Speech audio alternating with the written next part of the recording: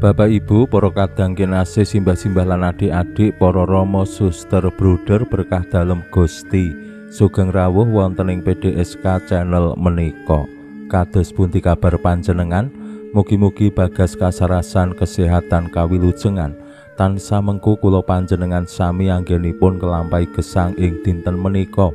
Lan mugi-mugi lumantar panglimbang basa Jawi waosan Injil kula panjenengan sansaya saged nggayuh iman kapitadosan ingkang leres lan mantep. Langkung-langkung anggenipun kula panjenengan bangun iman kapitadosan menika sansaya jurung anggenipun ngrasuk agami Katolik. Kula panjenengan kedah sansaya ngraosaken bangga dados umat Katolik. Awit menapa ing dinten menika kula panjenengan ngriyayakaken hari raya Santo Petrus lan Paulus Rasul. Riyaya Santo Petrus lan Paulus ingkang dados rasul dalem Gusti. Petrus lan Paulus menika rasul agung sing terkenal. Nggih, mbok menawi wonten ing gesangipun Petrus lan Paulus menika boten patosa cocok kerep diskusi sengit magayutan kalian iman kapitadosan. Ning menika dados rana anggenipun murnekaken kapitadosan Katolik. Kados pundi anggenipun Petrus lan Paulus menika memaknai iman kapitadosan dumateng Gusti Yesus. Lan kekalihipun mbok ora cocok ning padha dene nglengkapi iman kapitadosan. Wonten ing pelayanan Santo Petrus menika ngladosi penderek-penderek dalem mirungganipun tiang-tiang Yahudi. Lan Santo Paulus menika ngladosi lan martosaken Injil dumateng tiang-tiang utawi penderek-penderek dalem Gusti ing sakjaban Yahudi dumateng tiang-tiang kafir.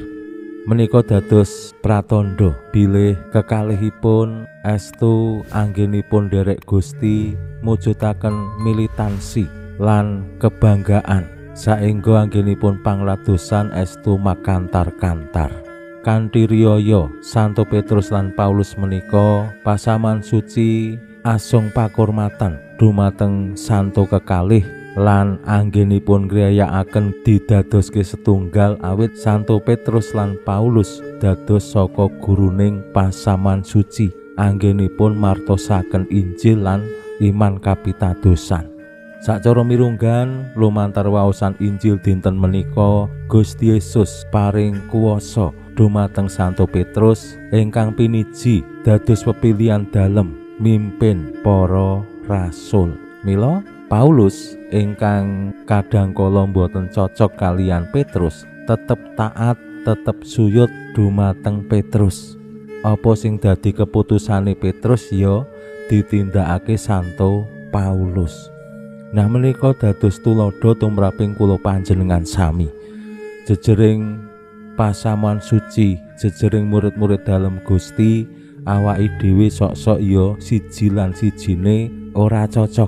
Mbuh ing babagan carane pangladosan, ing babagan carane pelayanan, utawi nggih ing gagasan-gagasan, rasa pangrasa, pertimbangan lan sanes-sanesipun. Ning kados Santo Paulus, awake dhewe tetep kudu taat, kudu setya marang sing dadi pimpinan, sing diparingi wewenang dening pasamuan suci.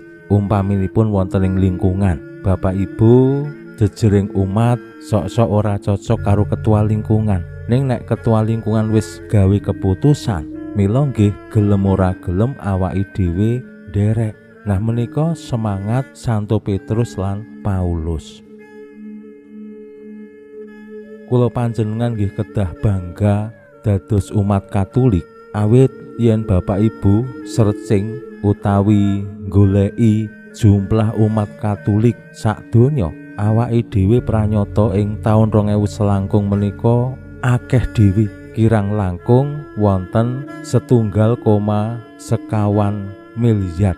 Yen digabungke kalian tiang-tiang Kristen Protestan menika sakdonya wonten 2,38 miliar. Menika tiang-tiang sakdonya ingkang ngraso agami Katolik lan Protestan paling akeh. Mila menika nggih dados kebanggaan lan dados tanggung jawab sing ageng tumraping kula panjenengan kados pundi ngrawat iman lan asung paseksen menggaing kapitadosan dumateng Gusti Yesus ingkang asung kasaenan, ingkang asung karukunan, ingkang asung katentreman. Awit Gusti Yesus piyambak anggenipun rawuh ing alam donya menika ngersakake kabeh umat manungsa sak donya sing dititahake dening Allah Yang Rama ingkang wiwit sakawit menika sae. Samudayanipun nggih ing sakmangkih wangsul malih dumateng Allah kondisinipun nggih sae. Aja ngasik ternoda kalian kebencian, kalian sesengitan, kalian maneka warni panggodaning setan. Pramila monggo kita pirengaken sabda dalem Gusti ing dinten menika lan kita wiwiti kanthi sembayang sawetawis. Konjo ing asma dalem Yang Rama saha Yang Putra tuwin Yang Roh Suci. Amin. Suawi sami munjuk.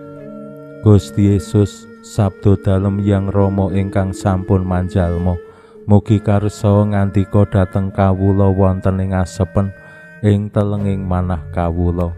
KBKO kegiatan lan panglipur ingkang manjing ing sabda dalem kapenuwana kawula mawi roing kawicaksanan dalem. Mugi-mugi srana anggen kawula maos lan mirengaken sabda dalem kawula sansaya nunggil ing sampeyan dalem. Amin. Waosan Injil kapethik saking Injil Matius bab 16 ayat 13 ngantos dumugi 19. Nalika samono Gusti Yesus rawuh ing wilayah Kaisarea Filipi lan dangu para murid. Ujare wong-wong, putraning manungsa iku sapa? Atur wangsulane, wonten ingkang mastani Yohanes Pembaptis, wonten ingkang mastani Elias, wonten ingkang mastani Yeremias utawi salah satunggaling nabi. Gusti nuli mundhut priksa maneh. Lah kowe, aku iki kok arani sapa? Simon Petrus matur, panjenengan menika Sang Kristus putraning Allah ingkang gesang. Pangandika dalem, rahayu kowe Simon, anake Yonas, awit dudu daging getih sing medharake iku marang kowe, balik ramaku ing swarga, lan aku kandha mangkene. Kowe iku Petrus, lan ana ing karang padas iki anggonku arep ngedegake pasamuanku kang ora bakal bisa dikuasani korining naraka. Dene kowe bakal dak pasrai kunci kratoning swarga. Apa sing kok taleni ing donya bakal tinalenan ing swarga, lan apa sing kok udari ing donya ya bakal kaudaran ing swarga. Makaten sabda dalem Gusti. Suawi sami munjuk. Gusti, kawula munjuk sembah nuwun karana sabda dalem. Sabda dalem dadosa obor ingkang madangi margining gesang kawula, katuntuna kawula. Sageta sabda dalem menika numusi manah ngantos tansah ngrembaka kangge nggayuh gesang ing swarga. Amin. Bapak Ibu para kadang kinasih simbah-simbah lan adik-adik, waosan Injil paring pitedah dumateng kula panjenengan kados pundi ingkang sepisan Gusti Yesus nyuwun priksa dumateng para murid menggaing sinten menika Gusti Yesus ingkang para murid pireng saking tiang kathah. Pancen tiang kathah anggenipun nampi sinten menika Gusti Yesus maneka warni. Wonten sing nyebut Yohanes Pembaptis, wonten sing nyebut Yeremias, wonten sing nyebut salah setunggaling nabi. Gusti Yesus ingkang rawuh wonten ing alam donya lan bangun relasi kalian umat manungsa pranyata sugih ing maneka warni. Awit terus adamel tiang-tiang menika kemutan dumateng tokoh-tokoh besar ingkang nate dados nabi. Tentu jejering nabi nuntun umat Yahudi lan nenek moyangipun supados sansaya nunggil caket kalian Allah sarta mangertosi menapa ingkang dados kersaning Allah. Gusti Yesus pranyata dikenal dados pribadi sing sae, sing agung, sing berpengaruh tumraping tiang-tiang Yahudi.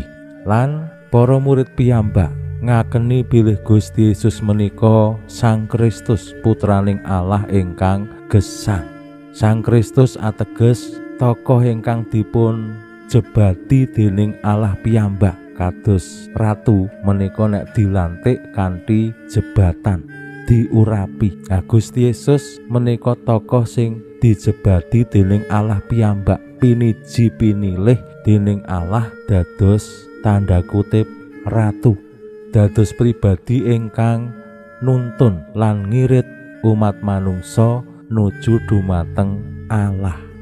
Gusti Yesus lajeng paring tugas timbalan dumateng Petrus dados pemimpin tumraping komunitas para murid lan pasamuan suci ingkang dipun edegaken Gusti Yesus supados marisi pakaryan kawilujengan dalem ingkang ing sakmangkih korining naraka ora bakal nguwasani. Nah menika lak luar biasa. Awake dhewe sing nunut mulya nderek Santo Petrus lan ngayom ing Santo Petrus, awake dhewe ya bakal diluari saka korining naraka, ateges awake dhewe bakal dibukakake korining swarga. Awit menapa Santo Petrus diparingi kunci kratoning swarga. Pinuji Allah sakmenika sarta ing salami-laminipun, salam sehat, salam bahagia, salam katentreman. Lan mugi-mugi lumantar panglimbang dinten menika kula panjenengan tansah jinangkung ing berkah dalem Gusti ingkang Maha Kuwasa, Yang Rama saha Yang Putra tuwin Yang Roh Suci. Amin.